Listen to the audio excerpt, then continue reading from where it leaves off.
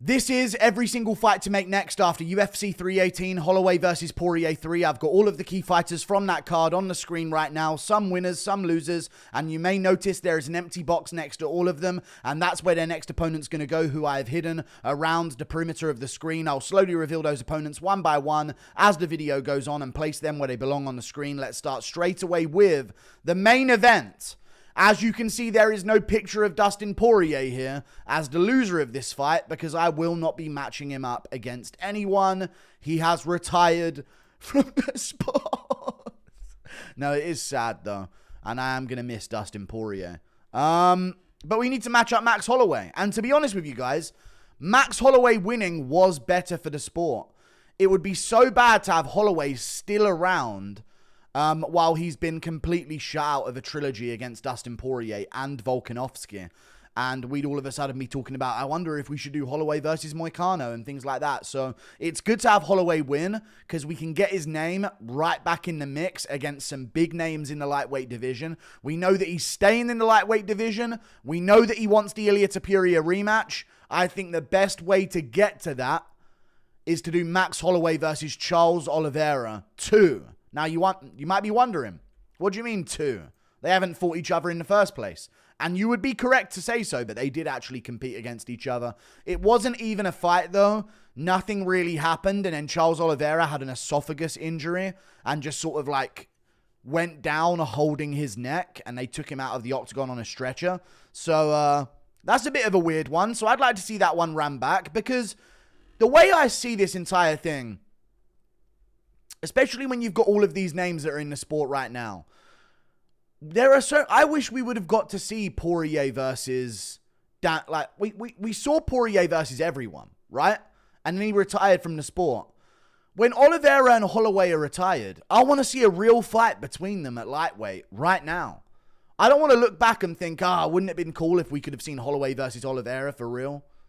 Wouldn't that have been awesome? Like, I don't ever want to look back and feel like I missed out on those matchups, despite these two being in the top of both of their respective divisions for such a long time, and now they're both in the top of the same division. You've got to do Holloway versus Oliveira. Do it in December. That gives Holloway a lot of time off to enjoy the summer. I'm sure he's not in any rush at this point in his career. So give Holloway some time off in the summer.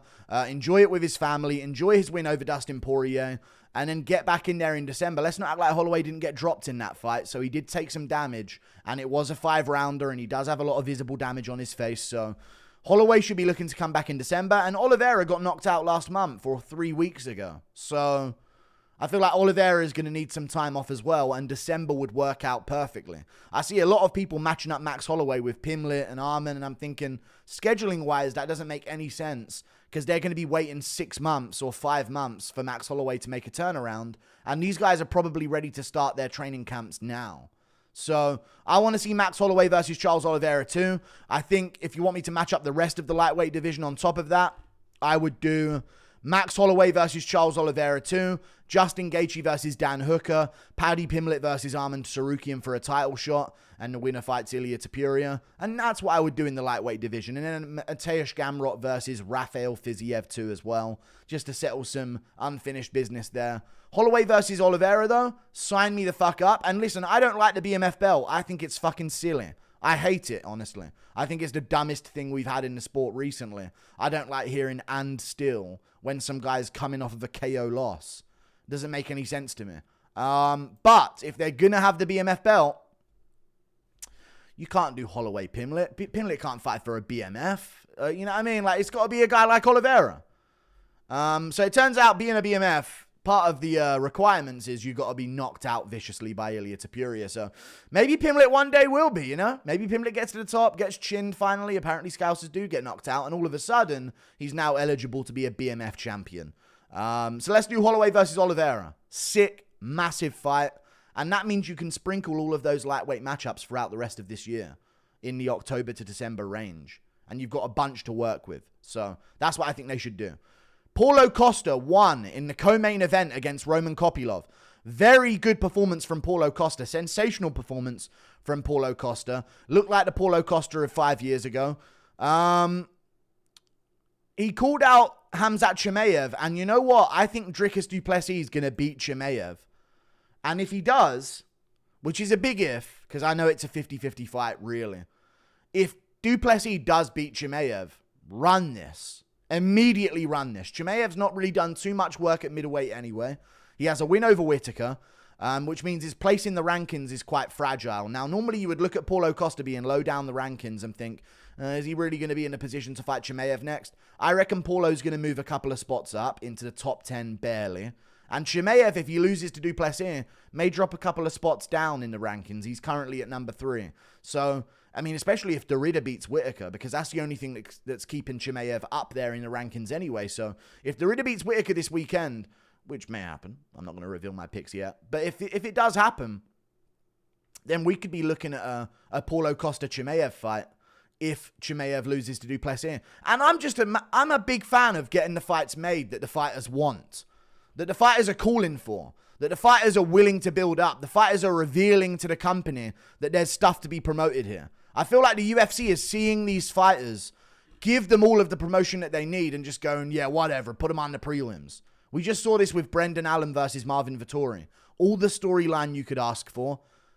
It's sold. They had a scrap at a casino. Just stick them on the fucking prelims and do nothing to promote the fight whatsoever. Not a single post about it at all.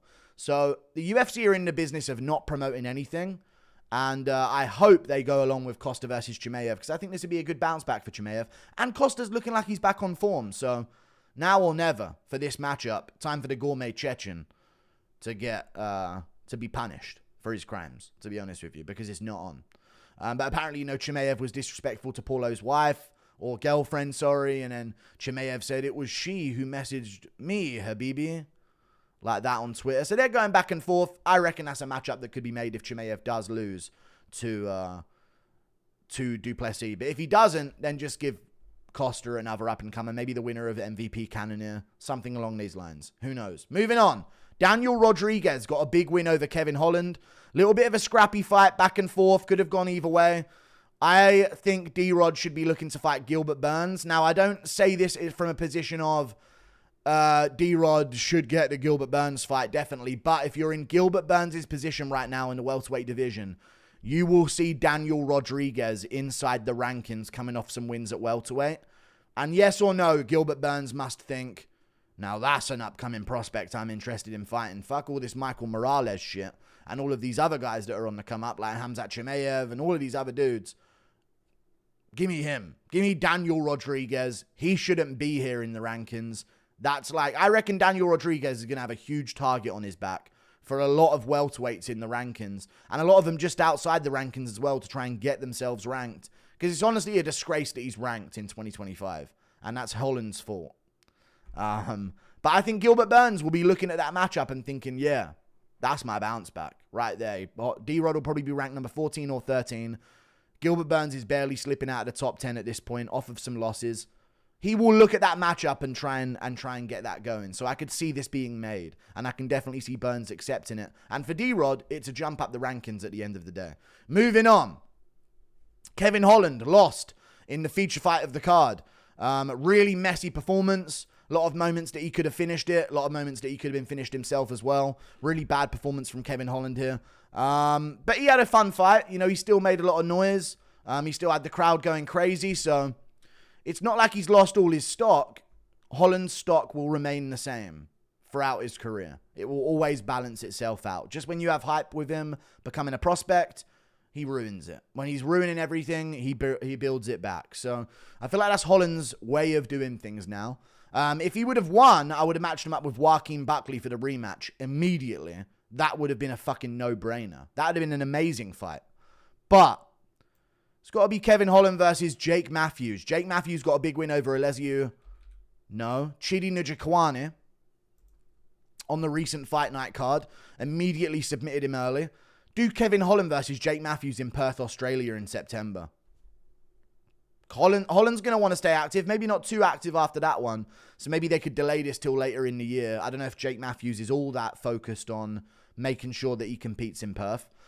or he wouldn't have taken the matchup last week that's 2 months before the perf card. So maybe you just save this for the end of the year as well. In November, maybe. Kevin Holland versus Jake Matthews. I think Jake Matthews has earned a ranked opportunity. I know people are going to say, well, you just said Randy Brown's earned one. Well, I think Randy Brown should fight Gabriel Bonfirm, and Jake Matthews should fight Kevin Holland, and we should get a few guys outside the rankings that are earning their shot inside the rankings. So Kevin Holland versus Jake Matthews sounds like the logical next matchup to make in the welterweight division. We move on. Patricio Pitbull won his fight against Dan Ige. Very uneventful. I think they should be putting him against Josh Emmett in the featherweight division. I don't really have a point or an argument as to why. I'm not interested in Pitbull's career, you know. I know he's now in the UFC and he's going to be ranked come Tuesday, but I'm not interested at all. Like, his skill and his way of fighting and his fight build-up, I'm just not amped up. When Pitbull first came over, I was like, oh, this is going to be fun. But I've just not been in any way... I've got nothing out of this. You know, I feel like Pitbull's had 2 fights in the UFC and I've had a moment of like excitement from it. One moment of excitement. And it was him getting dropped by Yair. He did kind of hurt Ige in round 2, I guess. There you go. So let's do him versus Josh Emmett. Fucking why not? Emmett's coming off a loss to Lerone Murphy. Pitbull's probably looking to stay active. I mean, if he's fighting this quick on a turnaround after a loss, I'm assuming he's going to want to get back in there before the end of the year. Put him against Josh Emmett if he does. Moving on. Michael Johnson got a huge win over Daniel Zellhuber. I don't know how quick of a turnaround he can make, but if Unk feels like he can get back in there for Noche, Manuel Torres. Now, a lot of people are matching Michael Johnson up with guys in the rankings. I need to stop you there. Michael Johnson hasn't beaten good unranked opponents. Now, Daniel Zellhuber had some wins, but they weren't great wins. They weren't wins that have got him nearly ranked, okay? He lost to the guys that he should have beaten in order to maybe get him a shot in the rankings. But he's always been below that level. So Michael Johnson has not beaten some guys right outside the rankings and now deserves to be ranked himself or to get a ranked opponent himself. I think him versus Manuel Torres. Michael Johnson is a big enough name to where if someone beats him at this point, it's impressive. And he's a big fight. And he's getting paid a lot. So you got to put him in a matchup that warrants his positioning on a card. If they can make that happen for UFC Noche, sign me up for Michael Johnson versus Manuel Torres. If Johnson wants some time off, I would suggest Bobby Green versus Carlos Diego Ferreira is taking place at UFC 319. If Bobby Green were to win, which might not happen and probably won't, I think CDF's going to knock him out. But if Bobby Green were to win, I'd love a Bobby Green versus Michael Johnson because it feels like a fight that definitely... I've probably just said that now and you think that hasn't happened yet. It feels like a fight that should have happened about 5 times over. But Bobby Green versus Michael Johnson has never happened, I don't think. So I'd like to see that matchup before it's all said and done. Brendan Allen. Decent win over Marvin Vettori. Not the best of performances. I'm sure even he'll agree. Brendan Allen struggles a lot to set a gap between him and his opponent.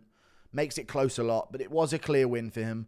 So I think Brendan Allen should be looking to take on... Originally, I was going to schedule him against Paulo Costa because they fought on the same card. But then I thought, if Chimaev loses, you got to do Costa versus Chimaev. And if Brendan Allen fight... I mean, if Baralho loses to Imavov, you do Baralho versus Brendan Allen. Caio Baralho versus Nasruddin Imavov is taking place in September. Brendan Allen just went into a scrap for 15 minutes. So he's going to need some time off at least. But Baralho Imavov, September, UFC Fight Night Paris main event. If he loses, he's going to be looking for someone to bounce back against, and that will be Brendan Allen. So, Brendan Allen versus Caio Baralho. I think Imavov beats Baralho. If he doesn't, I don't think they run back the Imavov-Brendan Allen rematch. Maybe then you would do Brendan Allen versus the loser of RDR versus Whitaker, or the loser of MVP versus Cannonier, something along these lines. But Brendan Allen versus Baralho, once he's lost to Imavov, early next year in January or maybe in December of this year, depending on how quick the turnaround can be. That's what I think should happen next. We move on. Vinicius Oliveira got a big win on the prelims against Kyler Phillips. It wasn't an impressive performance. However, he did win against a ranked opponent in Kyler Phillips. It wasn't enough for me to start looking at big matchups for Vinicius Oliveira. I need to be proven more, and I need him to fight Amian Zahabi. Both of these guys need to prove a bit more to me. Great win over Aldo, I get it, but I need to see them against each other. We need to get rid of one of them, I think. Amian Zahabi, Vinicius Oliveira. Amian Zahabi won a couple of cards ago, or a couple of pay-per-views ago now in Canada. Got a huge win over Jose Aldo. Crazy third round. Took a ton of damage. So he's definitely taken a lot of time off. But I'm going to say November. Vinicius Oliveira versus Amian Zahabi on a fight night card in a decent position on the main card. Maybe a co-main event. Who knows? On the pay-per-view, maybe headlining the prelims or the co-main event of the prelims. Amian Zahabi versus Vinicius Oliveira is a sick matchup to make in the bantamweight division. We move on. Islam Dulatov. Dulatov got a big win. I was also going to match up Ateba Gutierrez. I guess you could do like an Ateba Gutierrez versus... Who could you do Ateba Gutierrez versus in the middleweight division? Fuck it, like Ateba Gutierrez, Joe Pyfer would be a sick fight. Ateba Gutierrez versus... Fucking give him the Meerschaert test. I mean, there's a lot you can do with him, so... There's a lot to do at middleweight. So one of those matchups for Ateba Gutierrez. But Islam Dulatov has more of a fan base, so I thought I'd include him in this video instead. He got a big win in his debut. You have to give him a name that people recognize, okay, in his next fight.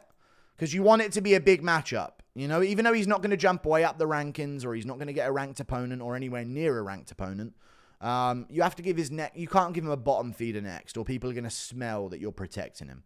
So I think they should do him versus Danny Barlow. Islam Dulatov versus Danny Barlow, I think would be a sick matchup. Danny Barlow got knocked out in January or February of this year by Sam Patterson. It might have even been in March. I'm not sure. So he's going to take some time. But if these guys want to stay active, Dulatov took 0 damage in his debut. Get him back in there for October Abu Dhabi. And on the prelims, you can have him versus Danny Barlow on the prelims. No brainer to me. I think that's a sick matchup to make in the welterweight division. And I think they'd go out there and try and knock each other the fuck out. So that's what it's all about. Big matchups here. Again, you might not understand the D-Rod versus Burns thing, but I think Burns is in a position in his career where he'll see a D-Rod matchup and think, yeah, I'm taking that one. That's the one I'm taking, you know? Whereas I think Burns might look at some of these other contenders and think, it's not time for me to fight Jeff Neal. It's not time for me to fight the winner of Jeff Neal, Carlos Prates.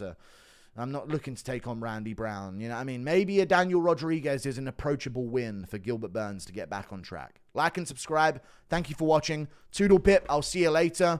Goodbye. Yeah.